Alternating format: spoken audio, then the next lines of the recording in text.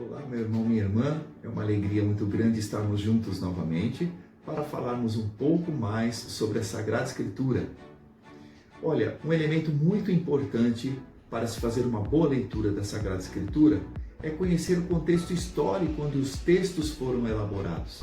O que acontecia, por exemplo, ao elaborar os evangelhos, o que estava acontecendo, qual era a realidade das comunidades onde os evangelhos nasceram. Veja que tem diferença entre o Evangelho de Mateus, de Marcos, de Lucas, de João. Épocas diferentes, pessoas diferentes, realidades diferentes. Estavam vivendo conflitos diferentes, histórias completamente diferentes uns dos outros. Isso é muito importante para nós entendermos o texto e até para entender por que certa passagem com Jesus Cristo e os apóstolos tem algum evangelho e no outro não tem. Por que será? Porque não houve conhecimento do que aconteceu? Não. É porque eram realidades que tinham que ser abordadas de maneira diferente. O anúncio do reino de Deus é feito de maneira diferente em tempos diferentes. Portanto, é muito importante nós conhecermos para contextualizar o texto em que estamos meditando, estamos orando, estamos aprendendo com a leitura da Sagrada Escritura. Vejam, este livro, que é a sinopse dos 4 evangelhos, ele foi um trabalho muito bem elaborado, mostrando para a gente, por exemplo, aonde que estão as passagens, a mesma passagem, de acordo com a realidade dos 4 evangelhos. Veja, por exemplo, um exemplo que nós temos é a passagem das bem-aventuranças. Se você notar aqui, as bem-aventuranças, elas estão presentes somente no Evangelho de Mateus e de Lucas. Por isso que aqui o Evangelho de João e o Evangelho de Marcos tem uma linha que não está escrito nada, está em branco. Portanto, olha que curioso, se você for procurar as bem-aventuranças no Evangelho de Marcos, não vai encontrar. Se você for procurar no Evangelho de João, não vai encontrar. E por quê? Porque eram realidades diferentes, tempos diferentes e a abordagem diferente para se pregar o reino de Deus, tudo aquilo que Jesus viveu e quis mostrar para nós. Veja como é importante a diferença entre os tempos. Se eu pegar a passagem das bem-aventuranças no Evangelho de Mateus, ele vai estar no capítulo 5, nos versículos de 1 a 12.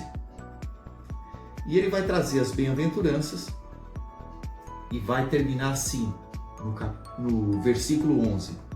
Felizes sois vós quando injuriarem e vos perseguirem, e mentindo disserem todo mal contra vós por causa de mim. Alegrai-vos e regozijai-vos, porque será grande a vossa recompensa nos céus, pois foi assim que perseguiram os profetas que vieram antes de vós. Ele termina dessa maneira no Evangelho de Mateus. Se eu for para o Evangelho de Lucas, as bem-aventuranças vão estar aqui narradas em Lucas, capítulo 6, dos versículos 20 ao versículo 26. Vai narrar todas as bem-aventuranças da mesma forma, mas ele termina assim.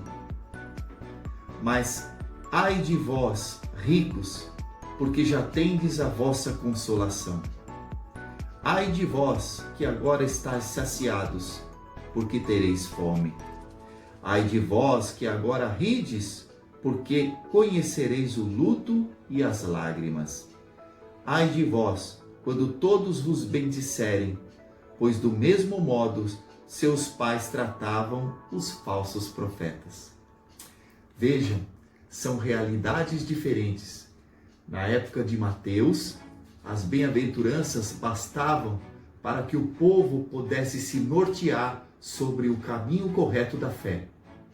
Agora, já em Lucas, mais ou menos 15 anos depois, o povo se via acomodado, conhecia o projeto salvífico de Deus, conhecia o reino de Deus mostrado por Jesus Cristo, mas se acomodou.